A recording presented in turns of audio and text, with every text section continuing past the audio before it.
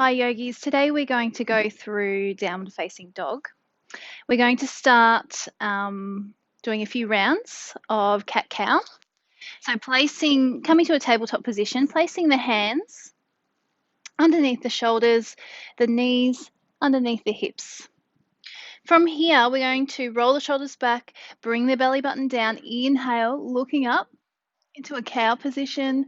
Exhale, we're going to arch the back and look in between the knees. Inhale to look up. Exhale, arching the back, looking between the knees. Inhale, bring the head through. Exhale. We'll do one more round of each. And then we'll come to a neutral spine. So it's not arched like a cat, and our belly button is not kind of poking out. So a nice neutral spine, just pulling the belly button in slightly. Making sure the hands are still underneath the shoulders, pressing the fingertips wide, pressing them into the mat, and then from here, tuck the toes, lift up the hips. From here, the hips are going to come up and then back.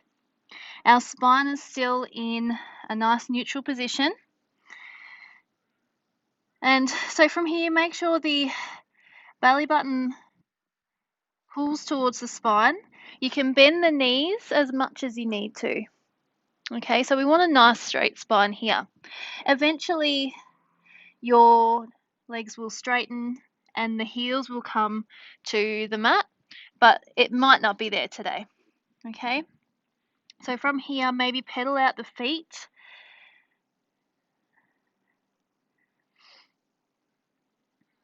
And then we really want to make sure that we're kind of pushing into those fingertips and not putting all of our pressure on the wrists. Okay, so pushing into the fingertips will really help if we do have any wrist problem. If that's a bit too much for the wrists, if you're in a class where you're doing a lot of downward dogs, make the hands like a fist and you can do it that way.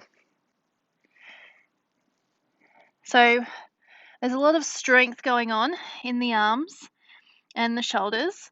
If you find that you are a little bit tight around the neck and the shoulders, you can just slightly bring the hands to face the outer edges of the mat.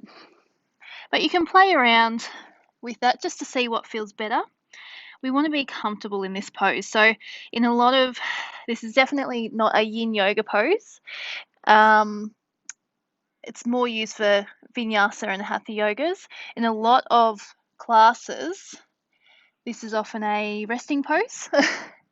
But if we haven't done many downward facing dogs, even if I haven't done many for a while, it definitely does not feel like a resting pose.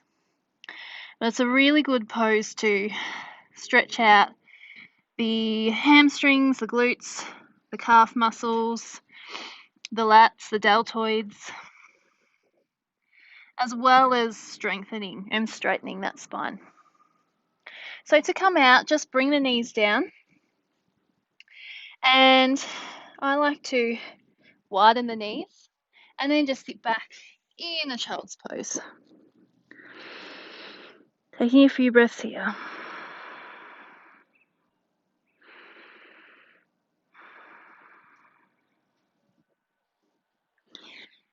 And there you have it, one of the most common poses in a yoga class, downward facing dog.